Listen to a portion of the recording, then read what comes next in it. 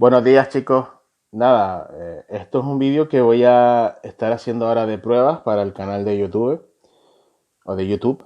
Y la verdad es que como lo he dicho ya en algún vídeo de Instagram TV que voy a tener que recuperar para eh, que ustedes entendáis un poco por qué no puedo mostrar mi cara momentáneamente. Tengo que Tenía que analizar este partido porque a la vista de los acontecimientos que está sucediendo en toda Europa con el tema del coronavirus, pues es probable que sea el último partido en un lapso de tiempo aún sin determinar. Entonces, me gustaría hablar un poco del partido de anoche, de lo que fue el comportamiento del Borussia Dortmund. Y lo cierto es que para ello he fijado la pantalla en el, en la alineación del partido.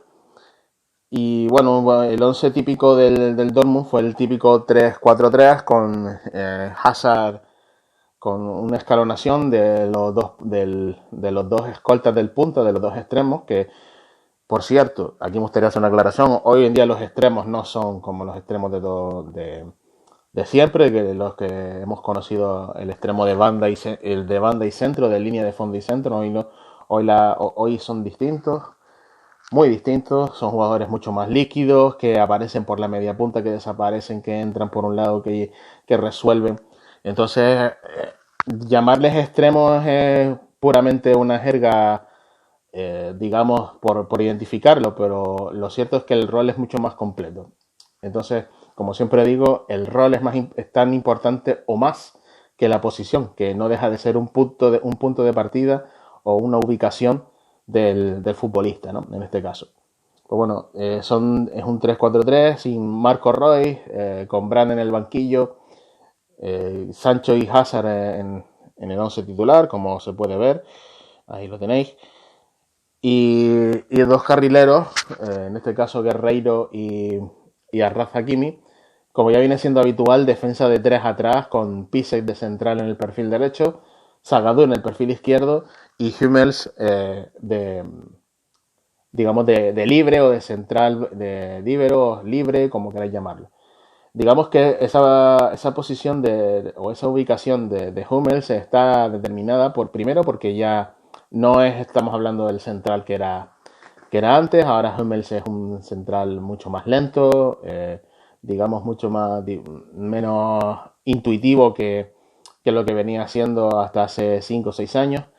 Y lo cierto es que hoy en día Hummels está ahí un poco más para marcar, no solo psicológicamente a la defensa, sino también dar, sobre todo, el aporte que te da con balón, ¿no? Que es un jugador que en ese sentido sí que todavía conserva cualidades y que con su golpeo, sus pases y su intención de pase sigue conservando esa aura de mediocentro que en su momento, mediocentro posicional, tenía antes de que Klopp lo pasara al centro de la defensa en una defensa de cuatro.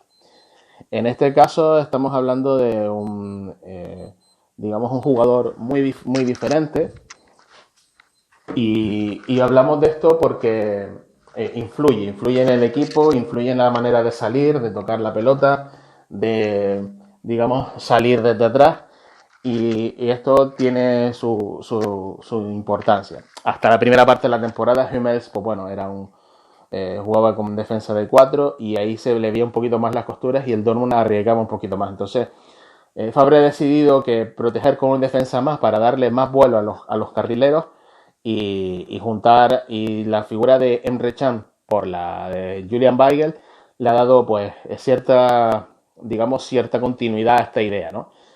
El jugador que proviene de la Juventus, que ya es de propiedad del Borussia Dortmund, pues le da un apoyo no solo a Hummels, también es un jugador que mira más hacia adelante que hacia atrás, ¿no? A pesar de que viene a buscarla, de que gira, de que da continuidad digamos, a los pases del equipo, a las posesiones, a los usos de las mismas, también se despliega hacia adelante, mira hacia adelante, ¿no? No es un jugador que esté, digamos, ahí por estar, simplemente forma parte de esa doble pareja de interiores que algunos hemos bautizado como double sex, en la que se reparten las funciones y se reparten, digamos, roles distintos, ¿no? En distintas circunstancias del juego. Sí es verdad que Enrique se queda un poquito más que Axel Witsel en este caso y eso se nota en cuanto uno ve el partido o los partidos del Dortmund. Pero la fortaleza del Dortmund está por fuera y está en los carrileros, tanto Hakimi como por la derecha, como cuando juega por la izquierda Schulz y Guerreiro, pues bueno, son fundamentales, ¿no? En este sentido. Lo cierto es que ayer en el partido contra el Paris Saint-Germain, el equipo francés no le dejó salir. No le dejó salir, hizo una presión asfixiante, muy bien coordinada, muy bien centrada en el campo contrario, sabiendo Tuchel o identificando Tuchel que Hummels era el pasador y lo buscaba cerrar líneas de pase con esto. No presionaban tanto a Hummels como por ejemplo, a Zagadou o Pisek, que eran un poco digamos, los que daban salida por los respectivos costados. No salía por dentro porque Enrique estaba muy bien aislado por Paredes, sobre todo, y por Gueye. Entonces, en ese sentido, yo creo que ahí el Dortmund no supo resolver esa ecuación en el principio de partido y se vio sometido mucho a lo que el Paris Saint-Germain quiso, en un exceso de María que estuvo muy flotante entre líneas, muy, digamos, en un poco en un rol de organizador del equipo y que estiró bastante el equipo al campo contrario y siempre pues creó mucha incertidumbre, mucho peligro en la defensa del Dortmund. Digo esto porque en la primera parte del Dortmund fue eso, ¿no? Hasta el minuto 40 en la que, bueno, después del 1-0, el Dortmund, digamos, empezó a responder. Creo que fue el minuto 30, 35, en la que el Dortmund volvió a tomar la iniciativa. El Paris Saint-Germain tomó un poco más, descansó un poco de esa primera media hora a un ritmo altísimo.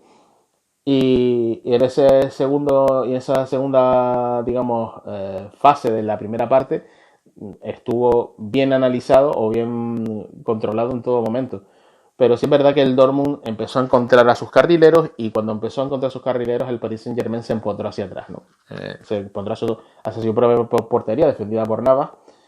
Y si bien tanto Kimpembe como Marquinhos creo que, digamos, han marcado, por así decirlo, una buena defensa, ¿no? En general, estuvieron a muy buen nivel, muy atentos, muy, digamos, pendientes de las recepciones, de todo, anticipándose y leyendo muy bien las situaciones, corrigiendo muy bien en el caso de Kimpembe.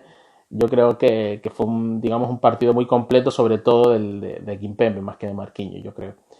Y ahí el Dortmund, pues bueno, sí es verdad que tuvo alguna que otra ocasión en la primera parte, pero el gol fue de Bernat, el segundo, una acción colectiva que bueno, digamos que fue más mérito del Paris Saint-Germain que de mérito del Dortmund. No creo que sea ahí culpa del segundo, no creo que haya sido culpa de nadie, creo que ha sido mérito más del Paris Saint-Germain.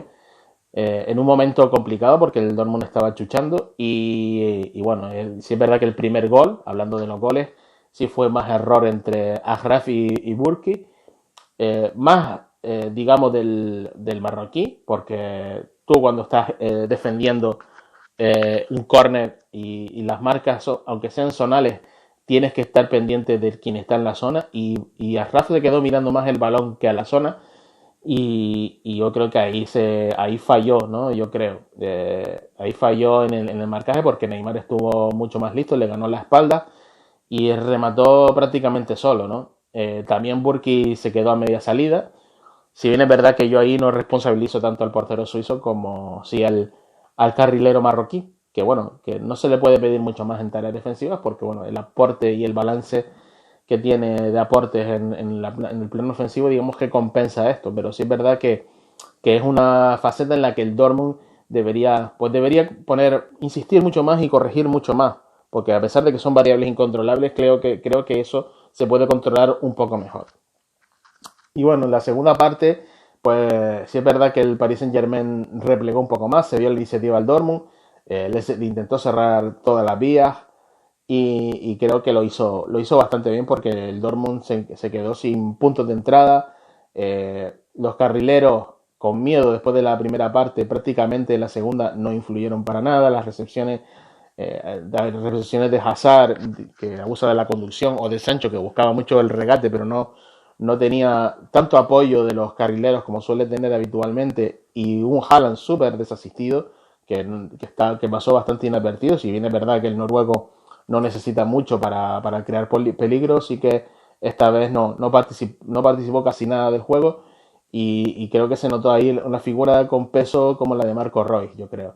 En estos escenarios donde creo que cuando Sancho necesita de un aliado y sobre todo Brandt, cuando salió en la segunda parte, no encontró en Royce, que es un jugador muy inteligente en ese sentido, que lee muy bien las defensas, un jugador que desequilibrase y que le metiese al Dortmund en el partido, porque tenía que marcar el gol para forzar la prórroga y luego en la prórroga hacer un esfuerzo para marcar el 2-2, que luego le hubiese dado la clasificación al Dortmund.